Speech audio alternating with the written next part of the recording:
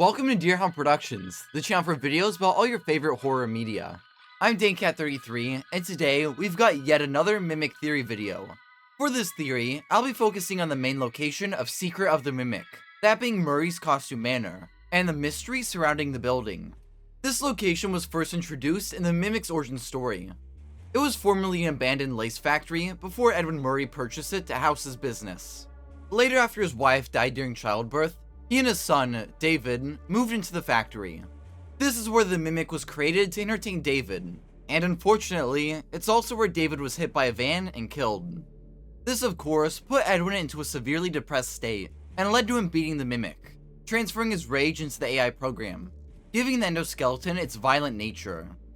Sometime after this, Edwin fled the factory, and since he breached his contract with F.N.A.F Entertainment, it became their property. They sent multiple teams to repair the factory and finish his work, but they were all killed by the Mimic, which seems to lead into Secret of the Mimic, where our goal is to retrieve the endoskeleton for F.N.A.F Entertainment. However, I'm not sure how much I trust the story we're being presented.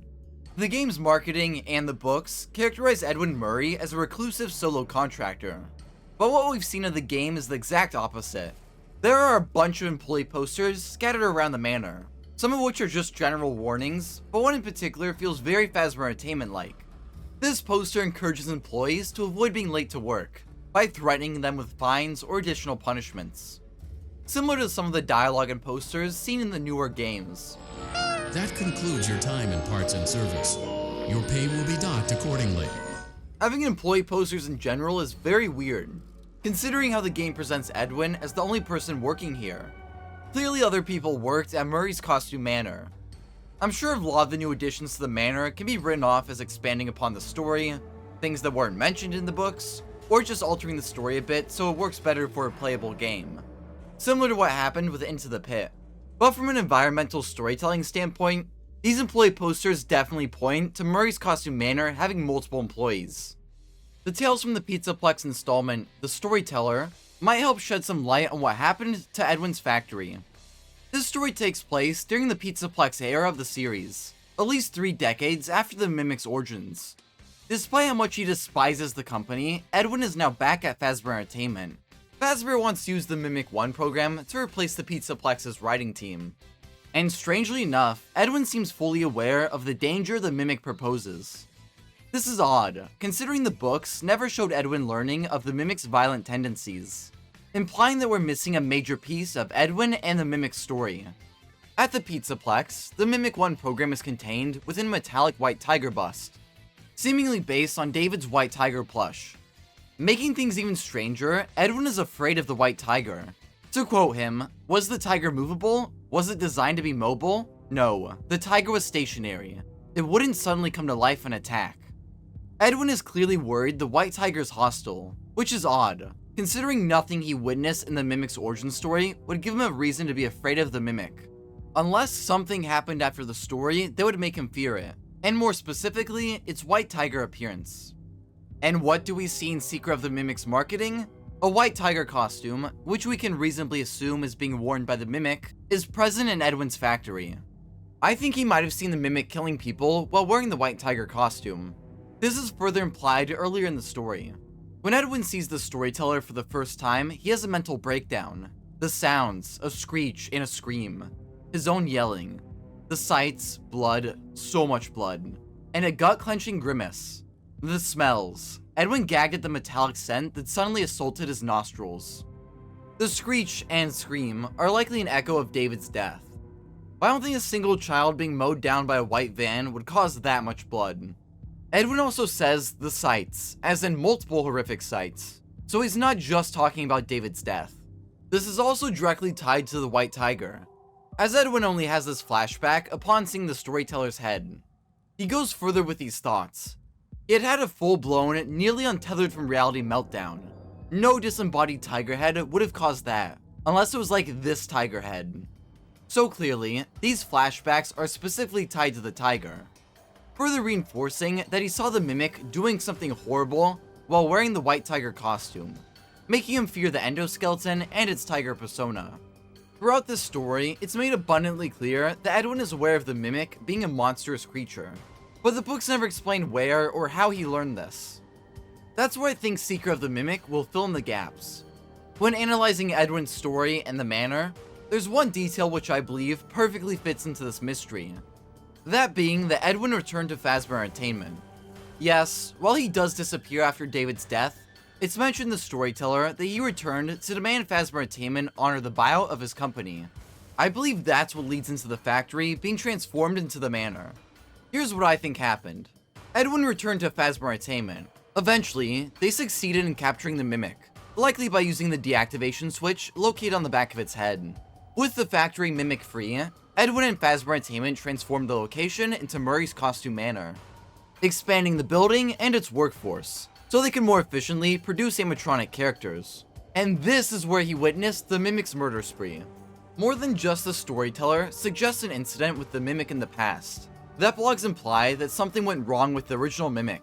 To quote the 6th epilogue, it seems like the original Mimic began mimicking not just other animatronics, but also people, and it did so in ways that weren't intended. I'm not sure what it did. I can just make out the words misconstrue, scared, potential disaster, and deactivate remaining Mimic endos. From this, we can gather that something really bad happened with the original Mimic, and I think this leads to Edwin witnessing the Tiger Mimic's murder spree. It's possible that the original Mimic, likely dressed in a white tiger costume, began murdering workers at the Manor, evidenced by the bodies we see throughout the trailer. This incident, once again, led to Edwin fleeing his property. Speaking of the epilogues, the Manor might also be where the Mimic Model 2s were created. The second iteration of the Mimic endoskeletons were first mentioned in the epilogues, and were a giant corner-cutting method. They were designed with retractable and expandable limbs, and a contracting torso, allowing them to fit into any costume. Along with this, they are programmed to watch other routines and mimic them. I think these guys will definitely appear in Secret of the Mimic. So far, there's been no payoff for their reveal in Tales, besides the Mimic's reconfiguring abilities. So similar to other mysteries surrounding the Mimic, I think they'll be a big part of this game, and I think Edwin made these animatronics. The epilogues mention a notebook describing the Mimic endoskeletons. This was left behind by one of the engineers on the original Fazbear Entertainment animatronic creation team, who built all the characters that provided entertainment in Fazbear's establishments. It wouldn't be a stretch to assume that Edwin was part of the animatronic creation team. After all, creating the animatronics was his job in the Mimic's origin story. The epilogues also describe this notebook as coming from the original animatronic creation team, which fits with Edwin working at the company all the way back in the 70s. So Edwin matches the description of this notebook's owner. His idea of applying the Mimic to more tasks could foreshadow that, after returning to Fazbear Entertainment, he made the Mimic Model 2s as a more efficient animatronic endoskeleton. Besides this, one detail implies their presence in Secret of the Mimic.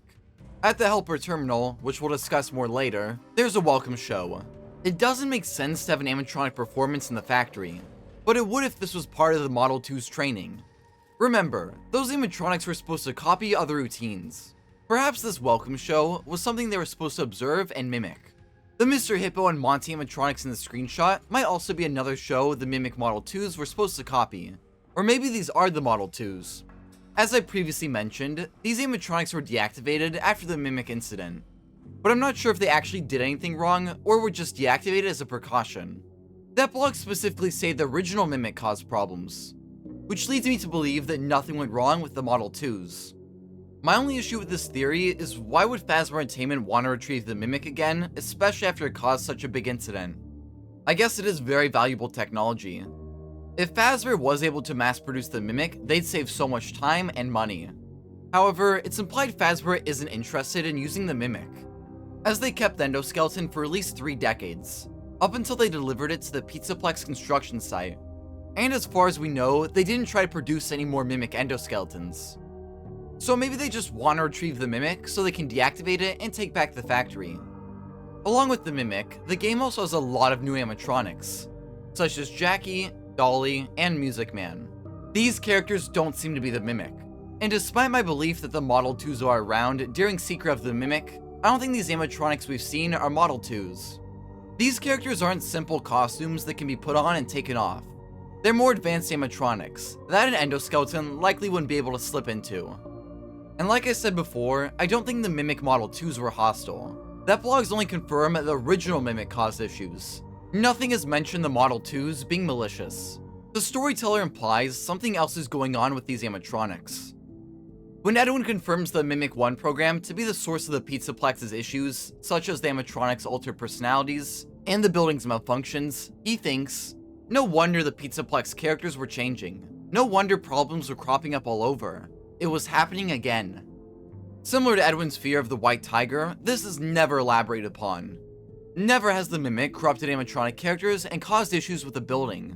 But according to Edwin, this has all happened before. Once again, I believe this ties the secret of the Mimic. The animatronic characters in this game could be corrupted by the Mimic-1 program, explaining their hostile behavior despite not being the Mimic. Further adding to this is Jackie and Music Man have orange eyes, a similar eye color to the Mimic, signifying its influence over them. In an interview with Steel Will's creative director, Evan, he had this to say.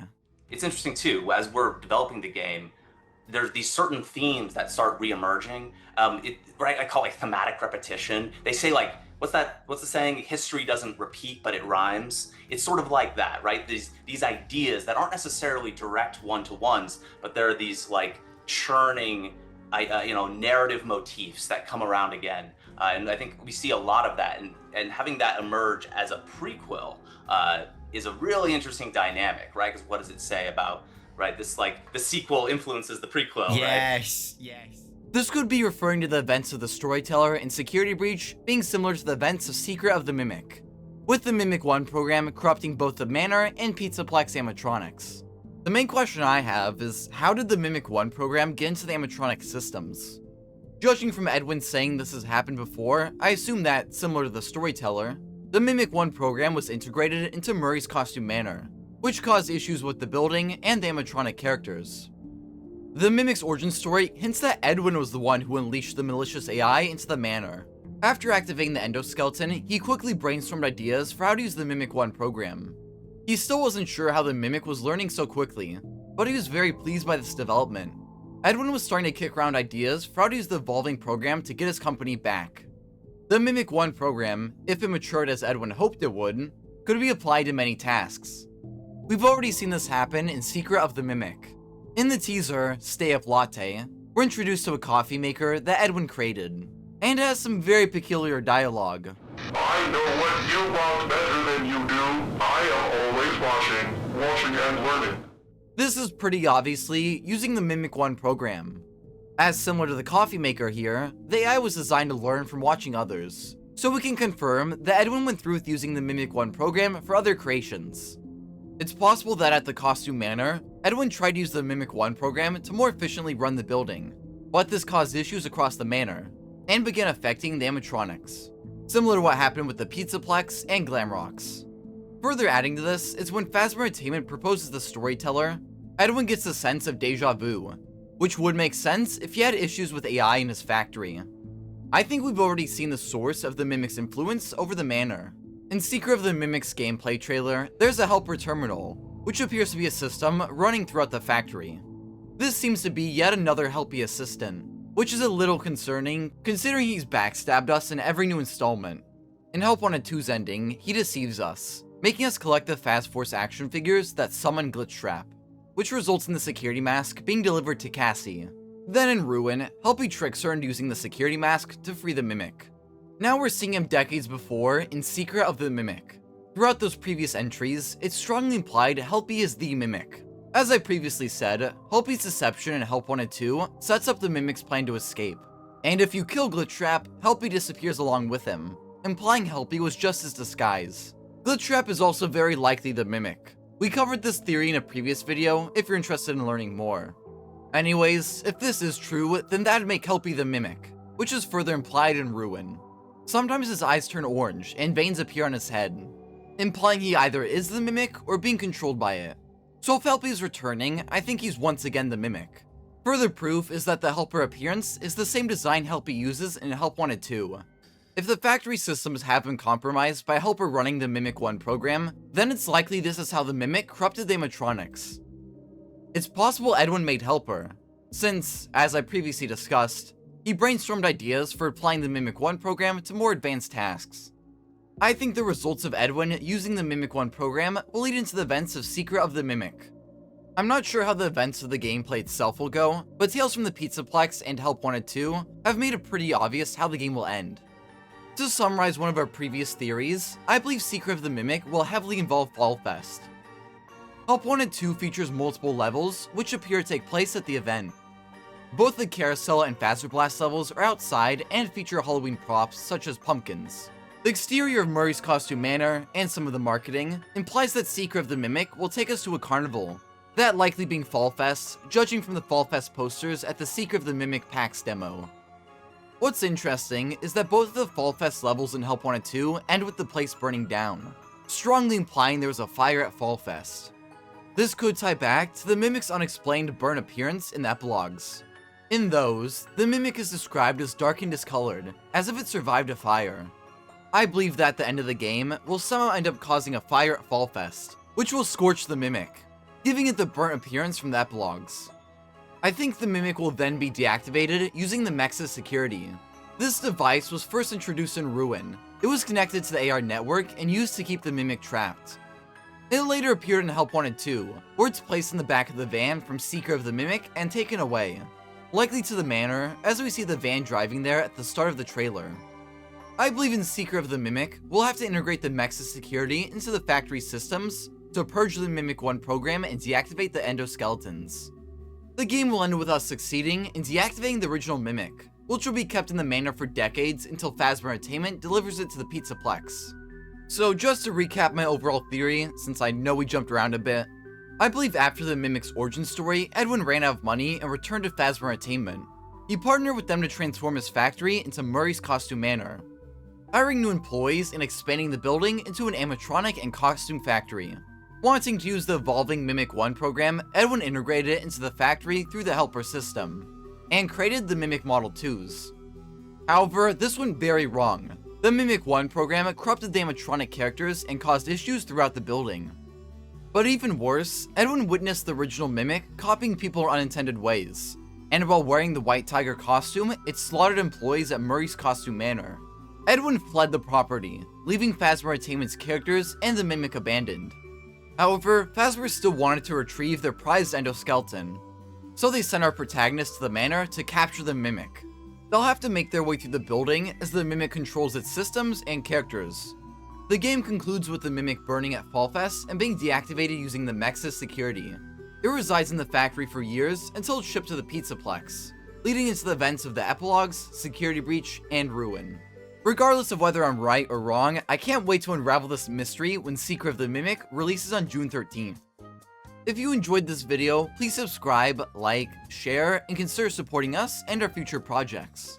Special thanks to Shaun toit for supporting us through our channel's membership. If you want shoutouts in our videos too, then consider joining our membership. It gets you a ton of cool perks like shoutouts in our videos and descriptions, custom emojis, badges next to your name, exclusive updates, priority replies to comments, and if possible, you'll be the first to see our newest videos. You can also buy a one-time super thanks to show your support. Thanks for watching, and check out some of our other videos.